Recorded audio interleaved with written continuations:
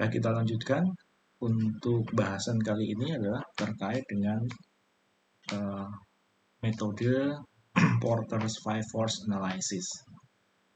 Jadi sebelumnya kita sudah membicarakan tentang Paisley Analysis, ya.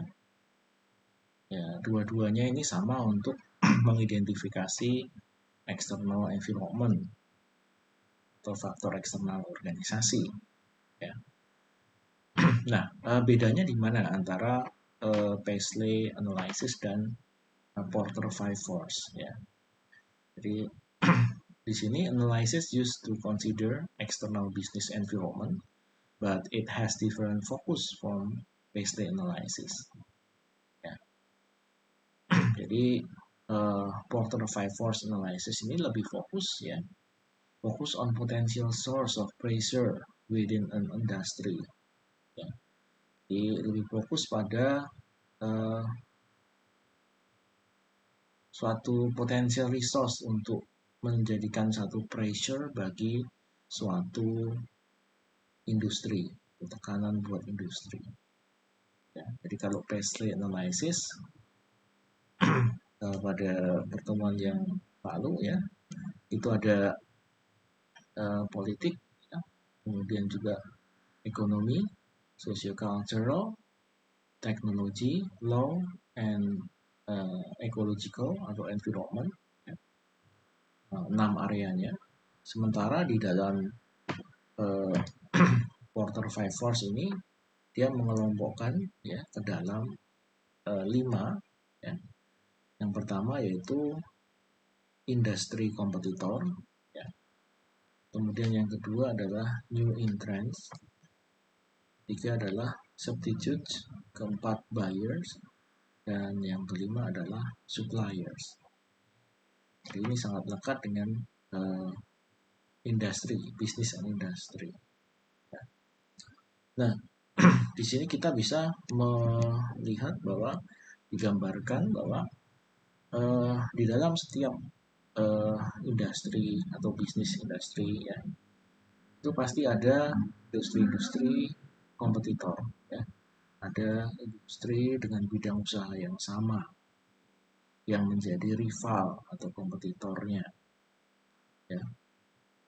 Nah, tentunya ini menjadi satu hal yang harus nantiasa dilihat, ya. Jadi kalau kita melihat misalnya di dalam industri otomotif misalnya di Indonesia, itu pasti ada brand-brand tertentu yang dia menguasai pasar, ya. Misalkan kalau kita sebut merek misalnya Honda, ya, kemudian Yamaha, ya, ataupun juga Suzuki misalnya, itu salah satu industri-industri yang menjadi kompetitor di antara mereka di dalam konteks apa namanya industri otomotif, ya. Jadi bidang industri otomotif. Nah, tentunya di dalam bidang industri yang lain, misalnya retail, misalnya kita bisa melihat misalnya antara Indomaret, Alfamart, ya, itu menjadi satu hal yang umum, keberadaan mereka atau keberadaan dua brand ini di dalam masyarakat atau yang lainnya. Jadi banyak contoh-contoh industri kompetitor yang kita bisa identifikasi.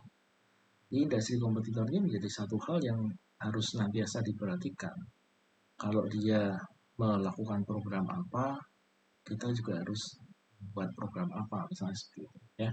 Jadi ini tentunya ini adalah dua rivalitas yang seiring terus berjalan, ya. Kemudian juga selain rivalitas yang ada, itu ada potensi juga adanya pendatang baru, ya, potential entrants, ya, trade of new entrants, ya. Jadi yang kedua ini adalah pendatang baru yang tentunya ini menjadi satu ancaman, ya, jadi satu ancaman bagi existing industri, ya, existing industri yang sudah established. Kemudian yang berikutnya adalah supplier dan buyers, ya. bagaimana bargaining power ya antara industri dengan supplier dan buyers-nya ya, termasuk bargaining terkait dengan kompetitornya ya, sehingga tentunya ada undang-undang di dalam dunia usaha yang ya tidak bisa melakukan satu monopoli dan kartel gitu ya, sehingga mereka harus melakukan kompetisi secara sehat ya. Ada aturan tentang kompetisi industri ya. Mereka tidak bisa bermain di antara sektor itu untuk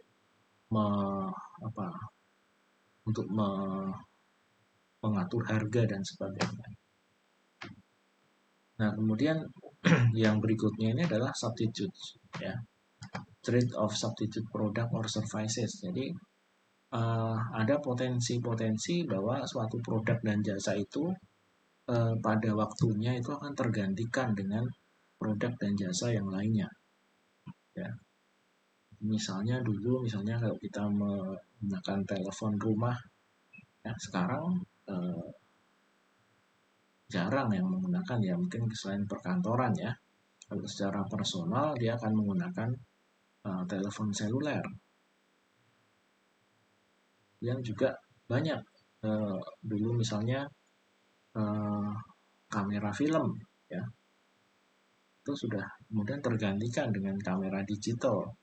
Bahkan kamera digital tersendiri ya itu juga jarang digunakan, orang lebih menggunakan kamera handphone ya. Jadi ada substitusi yang memang terjadi dan itu susah diprediksi kadang-kadang dan bisa menjadi suatu tren sebenarnya ya di dalam lingkungan bisnis yang ada. Nah, jadi ini 5 hal ini yang ditekankan oleh Porter 5 Force ini ya, yang menjadi satu kekuatan yang akan mempengaruhi organisasi. Adanya substitute, adanya potential entrance, adanya kompetitor, adanya supplier dan buyers ya. Tren pembeli, ada pembeli itu adalah raja, dia bisa memilih gitu ya, dia bisa komplain dan sebagainya. Nah, jadi bargainingnya seperti apa? Nah, itu tergantung bargainingnya, bagaimana kita meng-create produk dan sebagainya. Jadi ini adalah 5 hal yang menjadi concern dari Porter 5 Force itu sendiri. Nah, kemudian bagaimana penggunaannya? Ya, using Porter 5 Force analysis. Ya, jadi kalau Paisley itu kita langsung menggunakannya ya, duduk bareng membicarakan dalam suatu workshop atau meeting begitu ya. Nah, terkait dengan Porter 5 Force ini lebih spesifik ya.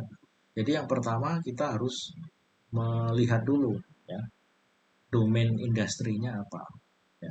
Karena di situ kita tadi ada istilahnya industri kompetitor ya.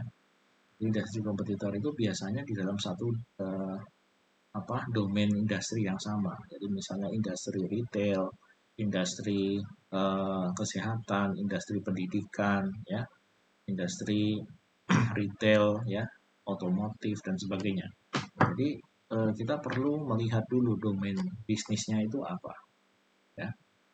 Kemudian identify the pressure that exists between organization and each of 5 factor ya, mengidentifikasi ya tekanan yang ada dalam organisasi terkait dengan 5 hal tadi. Mana yang paling memberikan satu tekanan? Apakah kompetitor, apakah pendatang baru misalnya ya, atau yang mana ya. Jadi ini perlu dibicarakan secara internal dalam satu meeting dalam organisasi ya, setelah kita mengidentifikasi domainnya ya. Jadi identifikasi siapa kompetitornya, siapa datang barunya, atau siapa substitusi produknya. Nah, require knowledge about the industry and different organization or individual that participate in this work. Ya, jadi butuh orang yang memang concern di dalam bidang atau domain bisnis tersebut, ya, secara spesifik. Ya, semua orang memahami hal tersebut, jadi memang orang-orang yang memiliki referensi knowledge di dalam bidang-bidang industri tersebut itu yang diajak bicara.